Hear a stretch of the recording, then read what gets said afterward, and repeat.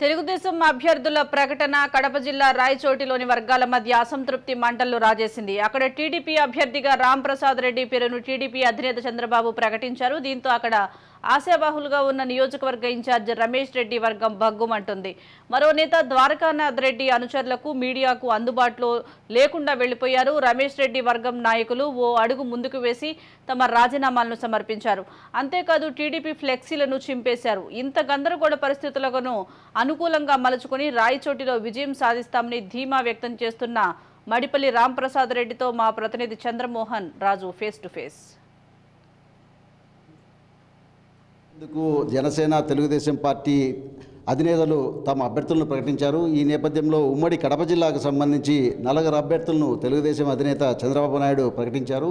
ఈ క్రమంలో రాయచోటి నుండి మడిపల్లి రాంప్రసాద్ రెడ్డిని అభ్యర్థిగా ప్రకటించారు. ఇక్కడ చూస్తే భిన్న కోణంలో నాయకులు విభిన్న మార్గాల్లో పయనిస్తున్నారు. తెలుగుదేశం పార్టీకి సంబంధించిన నాయకులు అయితే మడిపల్లి రాంప్రసాద్ రెడ్డి అభ్యర్థిత్వాన్ని ప్రకటించడంతో వాళ్ళలో కొంత అసహనం వ్యక్తమవుతున్న పరిస్థితుల్లో రాంప్రసాద్ రెడ్డి వారిని ఎలా కలుపుకొని పోతారు, భవిష్యత్తులో తన విజయానికి ఏ రకమైన మార్గాలను అన్వేషిస్తారు?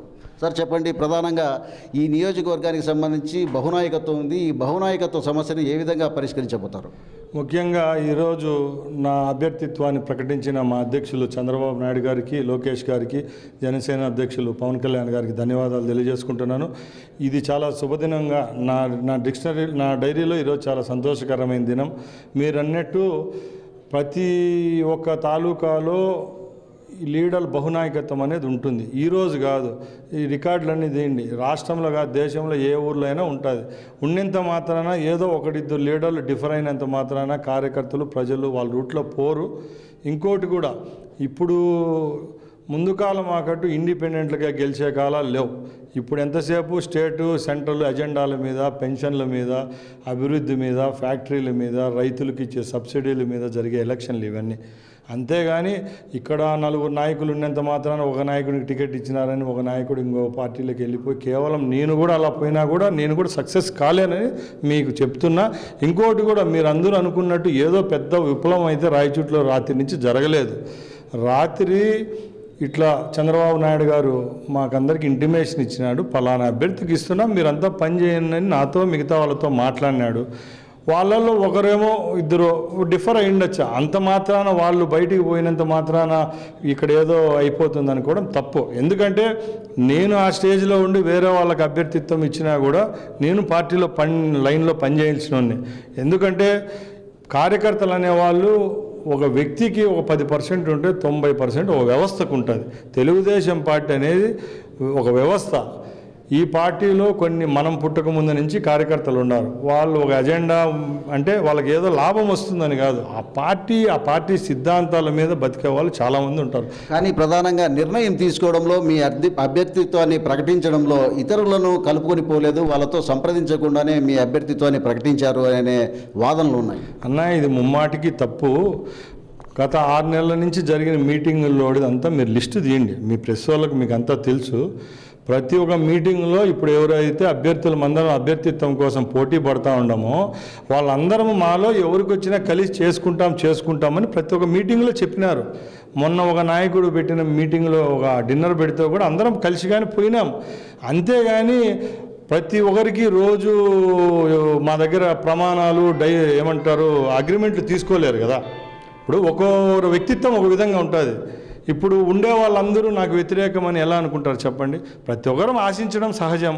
వాళ్ళ వెనకామంటుండే కార్యకర్తలు లేకపోతే వాళ్ళు ఉండే లీడర్లు, చిన్న చితక లీడర్లు అంతా వాళ్ళ మీద ప్రెషర్ పెడతా ఉంటారు. అవన్నీ పోతాయి. అవన్నీ ఇప్పుడు ఏ రాజకీయ పార్టీలోనే ఇవి లేవా?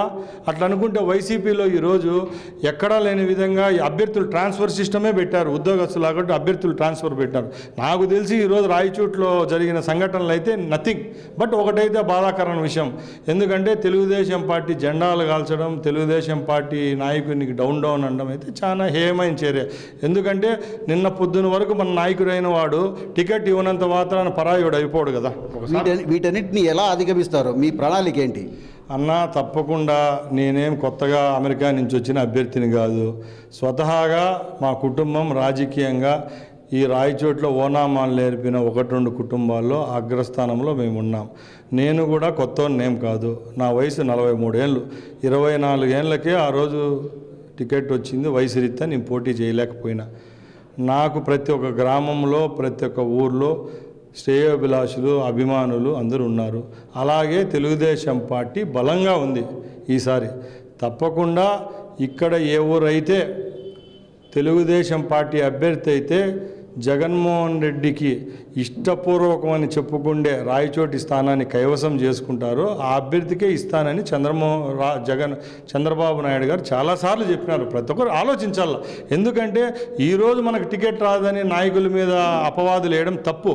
1-2 సర్వేలు చేసినారనుకుంటే తప్పు. అది ప్రజలకు ప్రేమ చూపించి వారి ద్వారా ప్రేమను పొంది ఈ ప్రాంత అభివృద్ధి కోసం, ఈ ప్రాంతం యొక్క ప్రజల సంక్షేమం కోసం తాను పాటుపడతానని రాంప్రసాద్ రెడ్డి చెప్తున్నారు. అలాగే మడిపల్లి నాగిరెడ్డి, నారాయణ రెడ్డి వారసత్వంగా వచ్చిన ఈ నాయకత్వాన్ని, ఈ వర్గాన్ని కూడా కాపాడుకుంటూ ఇక్కడ విజయం సాధించడానికి కృషి చేస్తారని చెప్పి కూడా రాంప్రసాద్ రెడ్డి చెప్తున్నారు.